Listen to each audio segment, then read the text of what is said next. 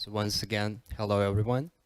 Thanks for joining us today at this wonderful congress dedicated to happiness. The topic of happiness is a universally important one, obviously, since, put simply, we all want to be happy, at least in our own ways. And the universality and at the same time particularity of happiness is what makes this theme so intricate. Um, Today's lecture will challenge our conventional understanding of happiness and will hopefully make us a little happier. So it is my great pleasure to introduce to you our today's speaker, Timothy Morton, an international acclaimed academic, philosopher, ecologist, author of numerous thought-provoking books and articles. Professor Morton is among 50 most influential living philosophers too. Professor Morton is best known for their groundbreaking ideas of dark ecology, a revolutionary paradigm of thought that brings into question our as human species privilege and therefore advocates responsible coexistence with a variety of other species. Another important Professor Morton's concept is that of hyperobject, the phenomena so complex that they cannot be grasped by human mind alone, and thus could only be defined based on their macro and micro scale effects. So in the light of necessity of dark ecological thinking and the enigma of hyperobject, it seems that we need to redefine a wide spectrum of concepts with which we perhaps have become a little bit too comfortable. So one of such concepts is the main object of Professor Morton's today lecture, Earth.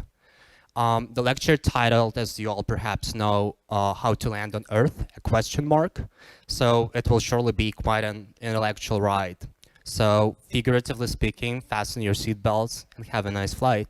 So Professor Morton, thank you very much for joining us today. The floor, in our case, virtual, is yours. Thank you. Hello, everybody. Hey.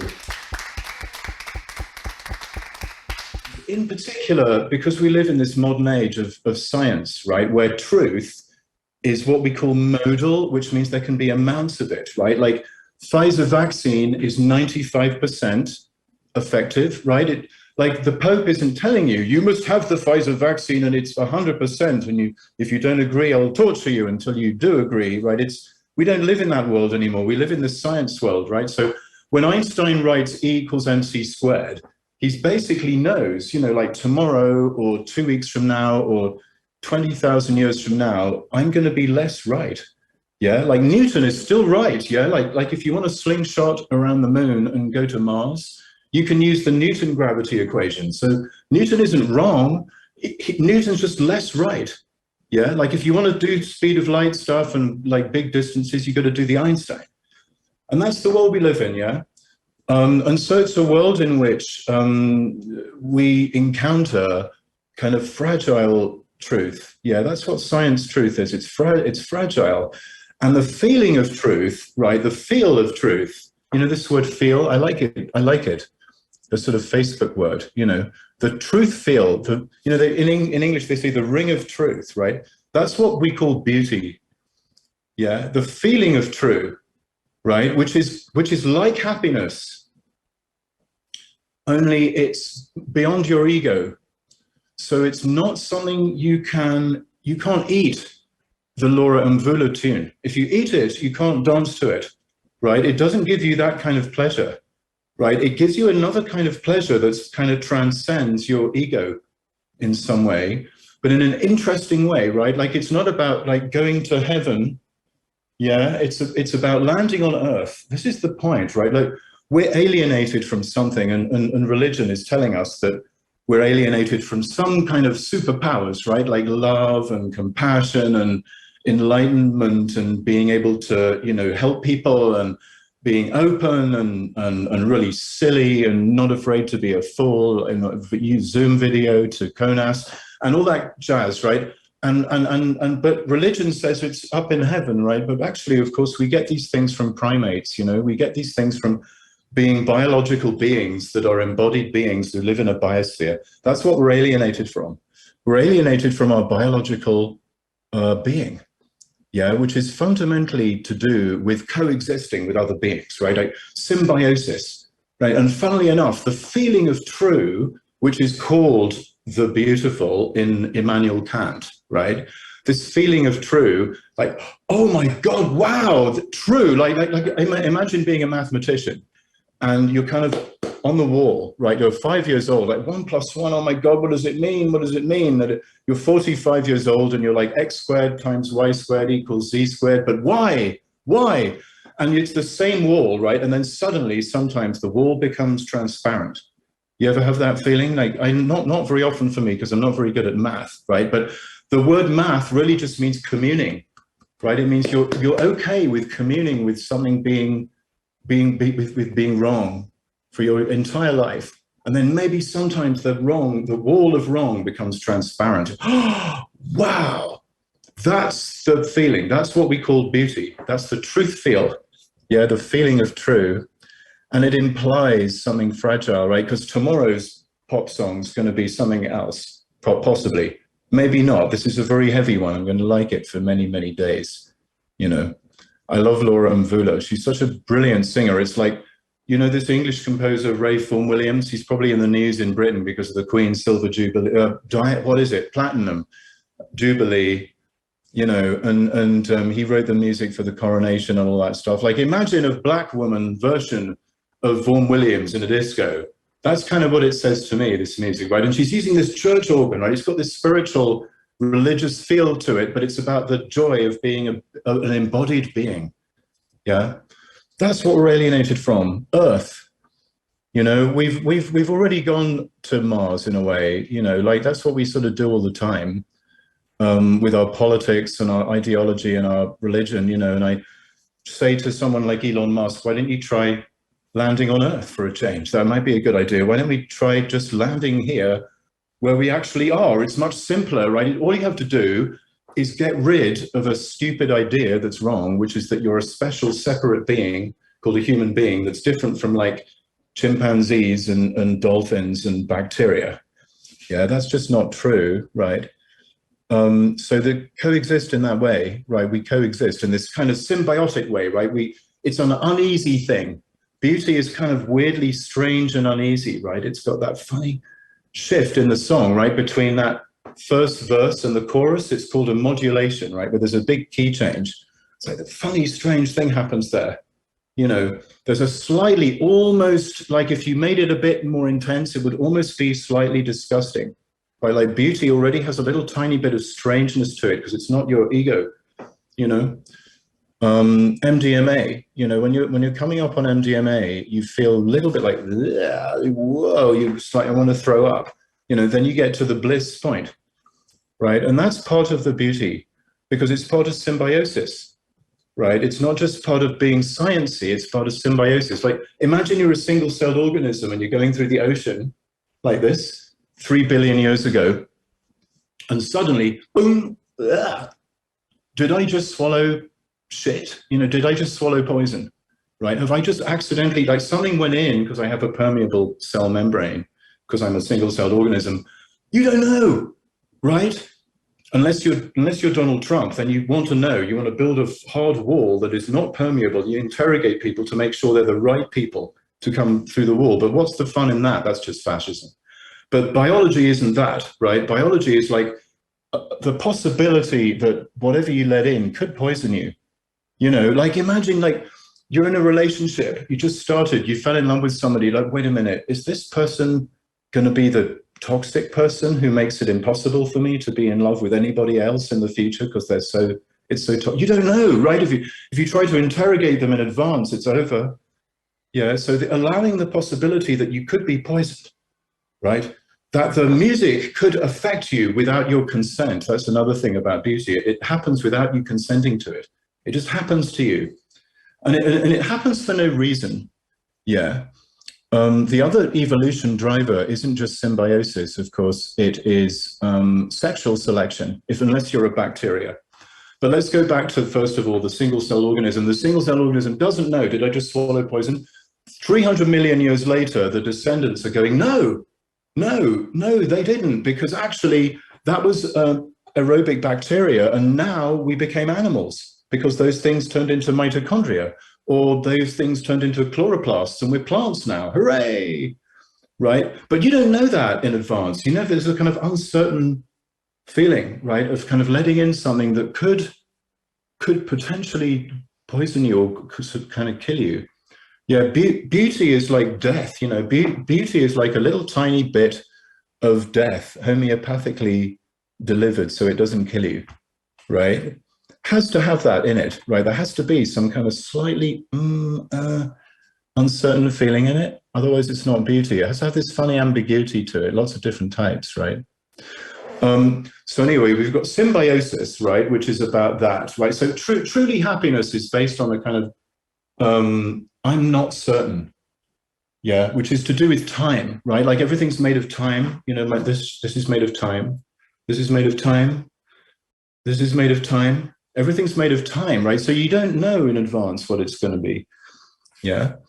And imagine, you know, imagine you're a beetle, right? And you're a male beetle and you've got this beautiful iridescent wing case. Yeah, and there's this female beetle, and the female beetle goes, oh my God, that's so sexy. I want to have sex with that iridescent wing case beetle.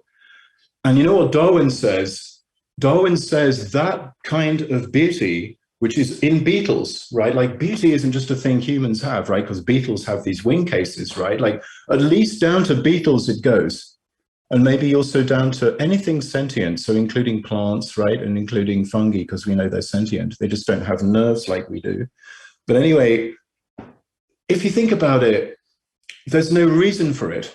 You know, lots of biologists have tried to prove that, you know, the beautiful male decoration is about, you know, I've got really powerful toxin, you know, digesting facilities inside me, or I can waste a lot of expensive energy on looking cute because because I'm rich, you know, kind of thing.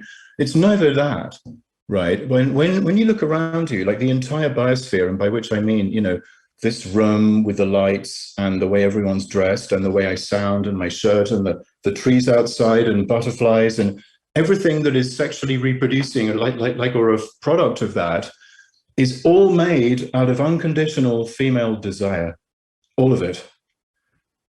Now that, plus the symbiosis feeling, is the reason to care about the biosphere. That's why, right? It's unconditional beauty. In other words, it's not about like attracting a mate in order to have kids, right? It's kind of queer to that extent, right? Like the way everything looks is made literally out of queer female subjectivity. And that's why, you know, all these biologists, when Darwin first published it, they were very upset, right? These misogynistic, patriarchal biology people. And one of them said, you know, it can't be the case that, and they say vicious feminine caprice could determine how everything looks.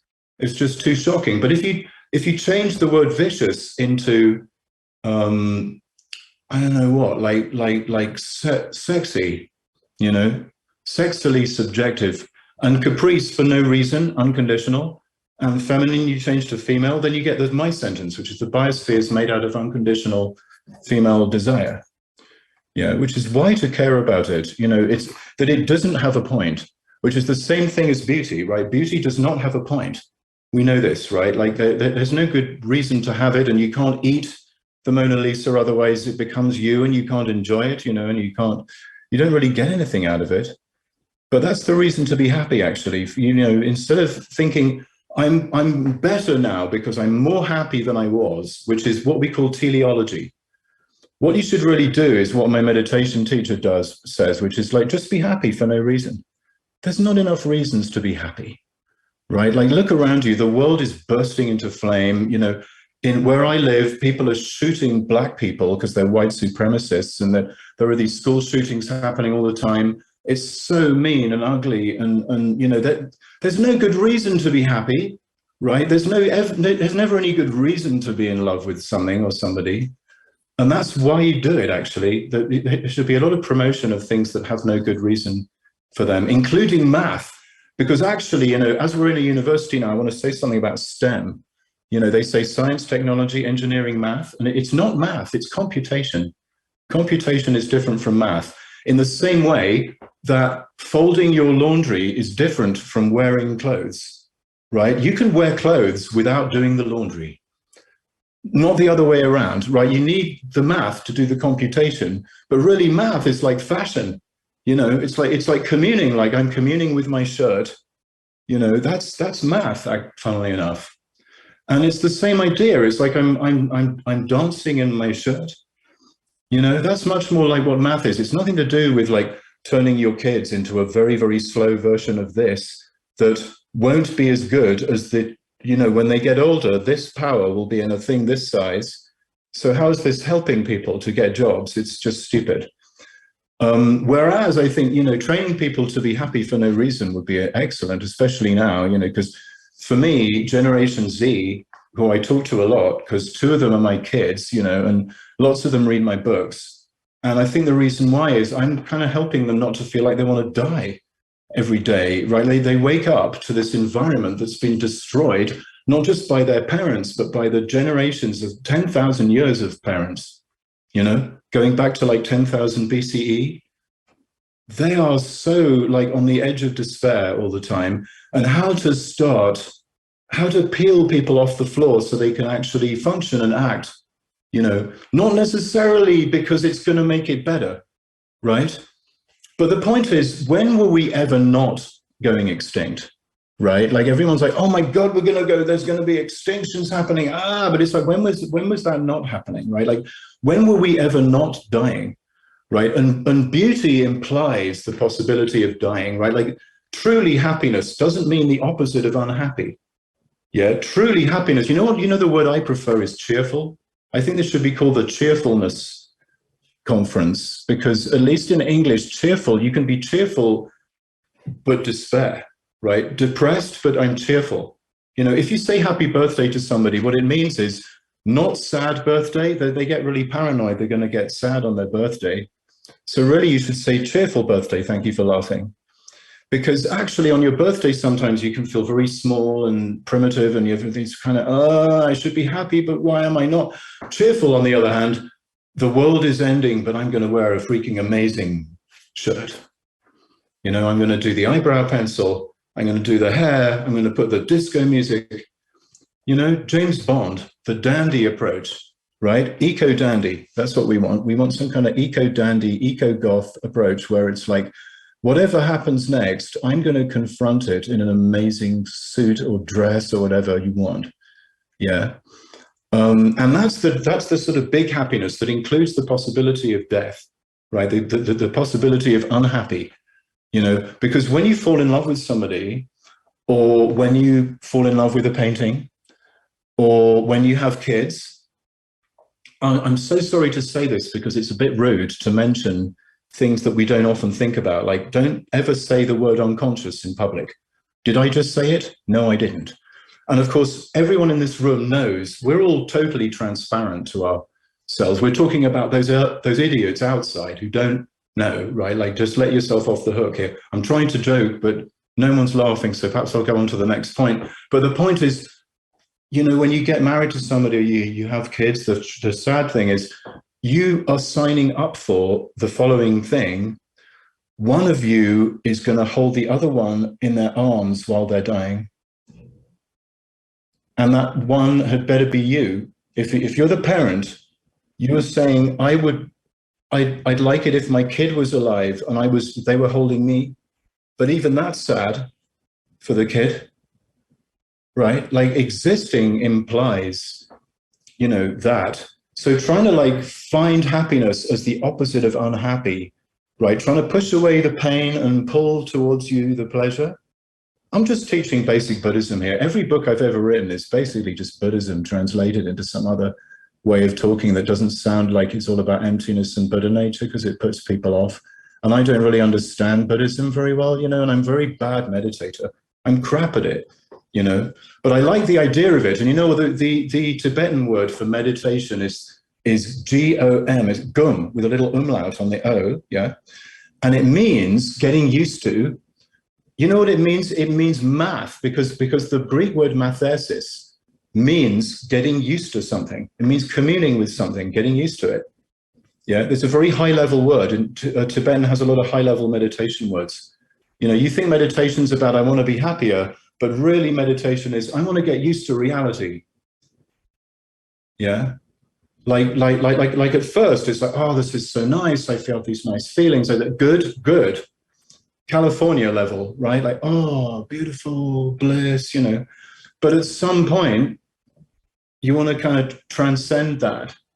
You know, you want to start being a nice guy to other people, including, you know, dolphins and whales and hedgehogs and bacteria and maybe trees and clouds and mountains and stuff. And you kind of want to not be just all about your own personal, private, little narcissistic space, right? But it's a very important first step. And Buddhism kind of includes that step in a way that maybe Christianity didn't. You know, like I like what Nietzsche says in Also sprach Zarathustra when he says, love your neighbor as yourself, but first be such as love yourself. Otherwise, you don't have a model. You know, like, so when you're in a monastery in Tibet, they practice generosity like this, like you're 5 years old and they like, here's a ball, and you give the ball to this hand, right? That's the first thing you do. You generosity of this hand to this hand, and then I'm going to give it to this hand. Then you do more exercises. Maybe 10 years later, you're ready to run in front of a bullet and get killed to stop someone else from being killed, right? But it starts off with putting this ball in your own hand. You know, do you ever say thank you to your hands? Like you've, like, whatever I've been thinking or doing or whatever, you've always been there. Like, thank you, arm. Thank you. Hello. I love you. You know, all these things about us are all like evolution products, yeah? And we should be very happy about them and like nice to them, you know, like actually nice, I think.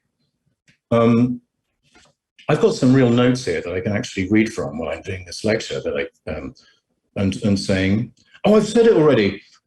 Basically, well, I'm just trying to destroy the idea that happiness is utility, right? This kind of British kind of utilitarianism idea that happiness is about being more happy, right? It's got an arrow, right? Like getting better, you know, so that, and the default better is existing as opposed to not existing, right? Like existing is the default utility, right? It's better to exist than not exist. You know what the problem with that is? Like, so imagine human beings carry on, right? And imagine we get really successful and we colonize lots of different planets and stuff, right? And on every planet, there's lots of human beings. Now imagine there's trillions of these human beings. Now imagine they're all living in a state very, very close to concentration camp, you know, just very close to Muslim zombie, nearly dead, right? Trillions of those people, according to utilitarianism, is better than billions of people in a state of total ecstasy all the time. What's wrong with this picture, right? Just because there's more people, that's better, even if they're incredibly miserable, because existing is always better than any quality of existing. Yeah, so utilitarianism's got a problem, and the problem is teleology, and this is a white Western patriarchal problem, right? Like, for example, Aristotle. Aristotle was Alexander the Great's teacher, so of course he's giving him reasons to be an enslaving guy, right? So he's like, Macedonians, their telos, their point is to enslave non-Macedonians, barbarians, you know. They say these words we can't understand, so they sound like sheep, ba, ba, ba. And then those guys, their job is to become slaves of the Macedonians, of course. This is a very toxic concept, right? It's like the idea that this is a glass and it doesn't matter what it's made out of. That's the other toxic concept in Aristotle. It could be made of human flesh or crystal, or it doesn't matter as long as I can drink out of it, because that's what it's for. That's the telos. But wait, you drink from the glass, you drop the glass breaks, you throw it away, then it's in a landfill for much, much longer. This is why I got the word hyperobject. I was like, wait a minute, what happens to all the plastic cups when they stop being plastic cups? Because it's still there, but you can't drink out of them, and you threw them away. Maybe they're made of styrofoam, polystyrene, maybe they're plastic. And there's, you know, there's this thing in the world, like imagine every single styrofoam cup ever, right? What is that? Is it, well, it's a thing, so it's an object, and it's kind of beyond its human use value, so it's hyper object, right? So the point about the hyperobjects is that they don't have a telos anymore, right? You're not seeing them as like, you're not seeing the earth as like designed for human beings or designed for whatever, you know, it just happens, right? In the same way, it's based on contingency. And why is there beauty in the world, right? Why is there this pure contingent beauty? Because there's life. And why is there life? Because we live in a quantum universe, right? We don't live in a mechanical universe. Life is saying something true about our universe, which is that it's a quantum universe. What does it mean? It means genuinely new things can happen, including time can be reversed. In a certain place in the universe called life, entropy, which is time with an arrow, right, the ultimate teleology, it can go a little bit backwards, a little bit, just a little bit. Because really, we're not living in a mechanism. We're not living in a mechanism, we're living in a quantum world. And in a quantum world, you can have genuinely random numbers, which means a genuinely different future. Think about it. Like a fake random number is already been programmed and predicted by some algorithm, right? But a quantum computer can create a genuinely random number.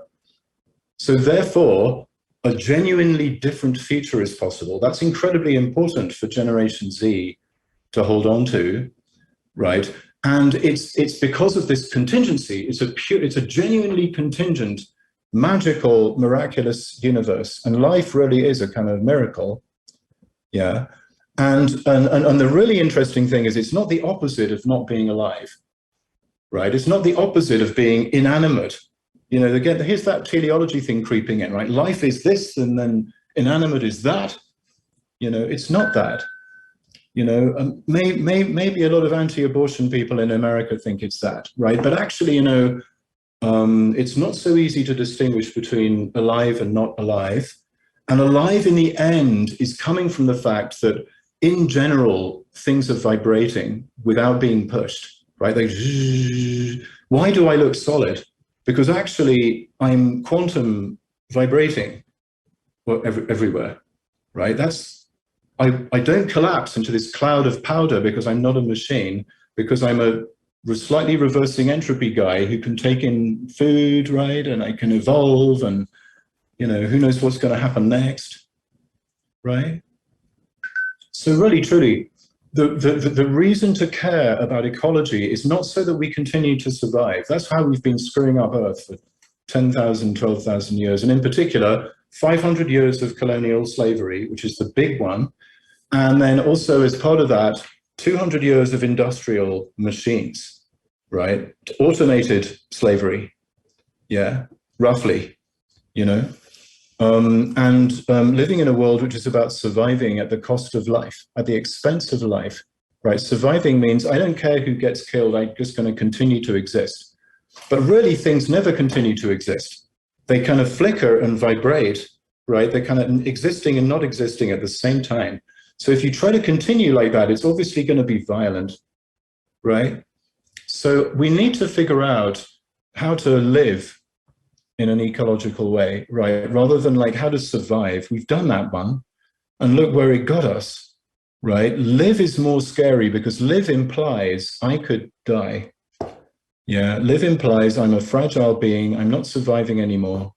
You know, I have PTSD, I'm a survivor of various traumas, and I definitely know that alive is different from surviving, because I was surviving for maybe like 50 years.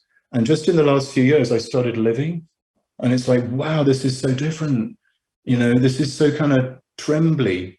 You know, it's not the opposite of not existing. It's like kind of shaky. It's in between. You know what alive means? It means in between two different kinds of death, right? Like here's not existing at all, right? Like when all the chemicals inside here become the same as all the chemicals there, it's called Tim Morton is dead, right?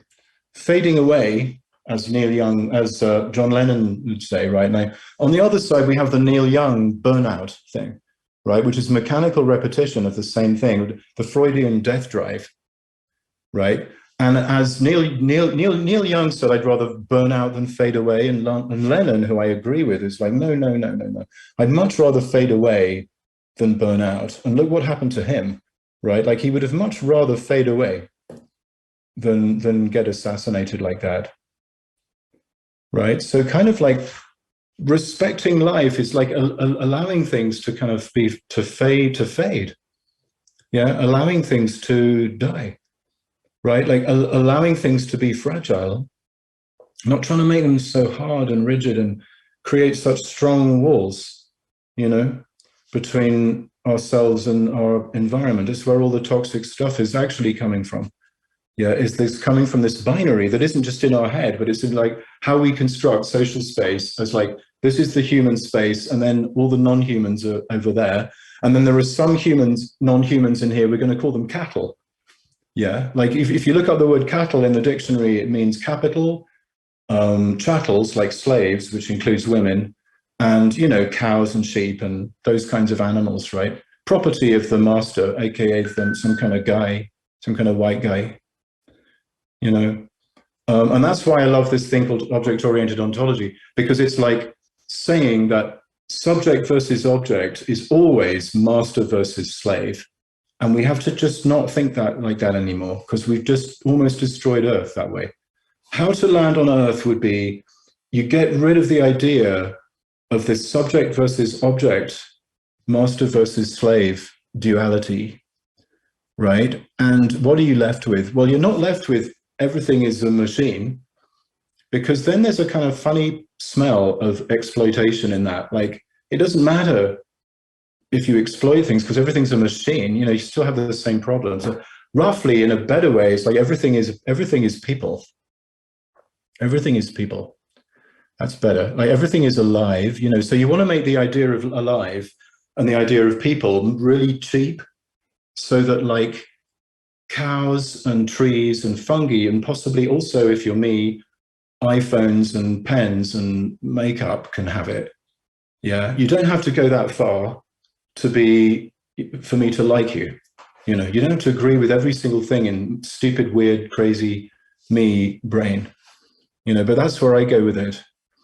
It's much nicer that way, right? It's more complicated, because then if everything's people, then you can't just manipulate everything anymore. So politics becomes really like this weird farcical drag where you're never going to get it right, because you're always going to be like missing something out. You know, like if you're going to be nice to rabbits, it means you're not going to be nice to rabbit predators. Yeah, so you can never get it right, but it's much nicer to be like a failure hypocrite guy than to be totally cynical perfect guy, I think. And I think that's also impossible to be, actually functionally impossible to be cynical perfect guy, really. So yeah, be happy for no reason. That's why to care about the biosphere. And funnily enough, the biosphere is that it's made out of happiness for no reason, right? It's made out of unconditional female subjectivity, which doesn't require even a brain, right? Because it might include plants, right? Like flowers, you know, they're beautiful, right? And the beauty is saying something true about evolution, which is that it's genuinely random.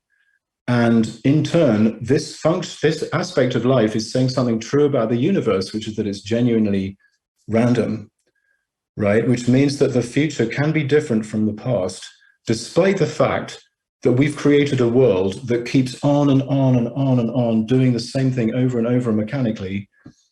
The possibility that we could stop it is always there, or just really slow it down. You know, we may not have to actually totally transform everything, just slightly tweak would be good. You know, I'm very against the idea that revolutionary action involves huge, big change versus incremental, passive, tiny, like this is master versus slave or masculine versus feminine again. Yeah, I don't like that. This is like Lenin versus Obama, you know, so this isn't good. I think there's actually like a secret passageway between being happy for no reason and acting, right? Like who's ever been in a band? You know, when you're in a band, you know that acting means listening. Yeah, like I'm listening right now. I'm trying to tune my words to you guys so you can understand what I'm saying. So the words aren't really the point. It's the fact that I'm listening to your emotion. Yeah, which I am feeling, even though you're in the screen. It's non-local, right? I know what you're feeling a little bit. So I'm kind of tuning my my speech to that. Yeah. In the same way, when you're in a band, you know that playing music is actually a form of listening. Yeah, because you're listening to the other people and you're listening to your instrument and you're listening to your musical lineage, and right. And it's the same, you know, like picking up a glass, you're tuning to the glass, you're listening to the glass. Right? So think about it in a funny way, like if you took an action and you took it to CERN, particle accelerator, right? And you put it around the particle accelerator, you would find that it was made out of lots and lots of little tiny dots of appreciating, right? Lots of little tiny dots of, yeah.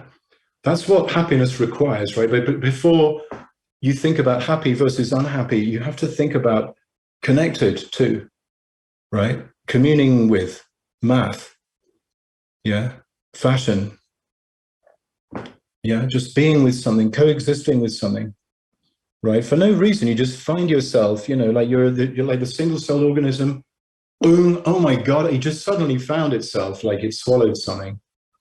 Yeah, that's how it works, right? You suddenly kind of find yourself somewhere. And that's the most precious part of our world. And that's the part that we never pay much attention to. But actually that part is, you know, that appreciation for no reason part is what in African philosophy and Congo philosophy is called Kalunga. Kalunga, Kalunga. It means hyperspace. Right? Kalunga is the bridge between the worlds.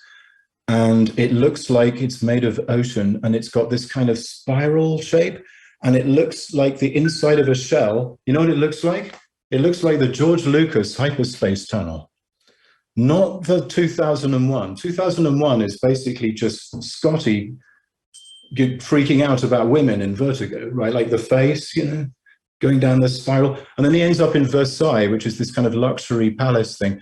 Whereas the hyperspace tunnel in Star Wars is this beautiful democracy space. Anyone can pilot the Falcon, right? Like you can be one of those little birdie things with the feathers. You can be L3, the droid. You can be Leia. And you push the lever and boom, and suddenly George Lucas made everybody in the world see an abstract painting, right? The fourth wall collapse. Yeah, suddenly commune with the artwork. There's no gap anymore. Literally, that is hyperspace, right? That's what I'm arguing here. Appreciation for no reason, which is why you can be happy, is hyperspace. It's how you get to the future. And when you're in hyperspace, it's not scary like in 2001. It's lovely and quiet, and you can talk sexy things with Han Solo, and you can talk about your boyfriend with L3, and you can play holographic chess with Chewbacca. You know, it's like sitting in a chair, like you guys are all sitting in a chair. It's like sitting in your living room, nice and comfy. This is where the future is coming from. This feeling of comfy, right? This feeling of like comfy, pleasure, no reason. You know, in America, they have these summer camps, right? And you're supposed to put your kids in lots of summer camps, otherwise you're a bad parent. But no one remembers the most important summer camp, which is doing nothing for no reason, holding hands on the sofa, right? Like you're just sitting with your kid, just hold hands, maybe the television's on, you don't know, just happy for no reason. Thank you.